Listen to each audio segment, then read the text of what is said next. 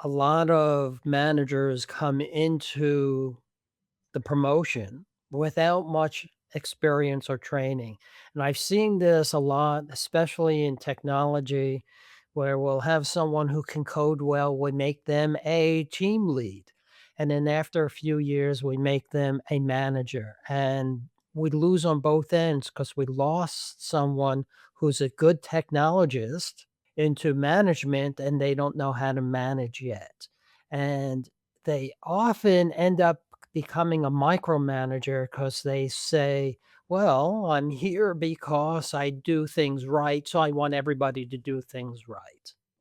Yeah, and a micromanager, in my experience, is the absolute worst kind of a manager to have because the fundamental bond between a manager and whoever they work with has got to be trust.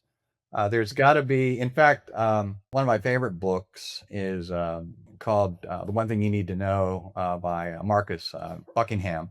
And his definition of a manager I love is it's somebody that believes in you even when you're not believing in yourself. In other words, somebody who's got your back, they'll get you off the floor. They'll give you a certain amount of grace as far as if we all screw up, but the difference between a great boss and a bad boss is a bad boss will take that as an opportunity to chop your head off, whereas a good boss will go, okay, what did you learn from that? What would you do differently? And let's, get up off the floor and try it again. But the other point I'd make, because I agree, a lot of these people are what I call battlefield promotions. One of the most important conversations that all management has to have is their planning for future promotions. In other words, Jim, do you want to be promoted? And if so, why? And what's your time horizon? And it's perfectly okay for somebody to go, you know what? I love what I'm doing. I frankly don't want the responsibility or the hassle of managing other people. So I'm good.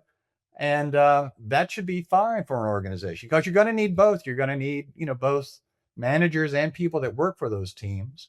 So one of the most important questions that you have in an annual discussion with somebody is, Jim, where do you see yourself in a year? And where do you see yourself in 5 years? And that'll be the start of a great conversation for your development plan. And unfortunately, I don't think a lot of people actually go through that discipline. And it's the sad part is very simple. This is not rocket science. This is something that most people should be able to even remember without looking it up, but they don't. I find that really interesting that often when I'm coaching leaders, director level and above, often, way too often, they really don't know the aspirations of the people that are working for them.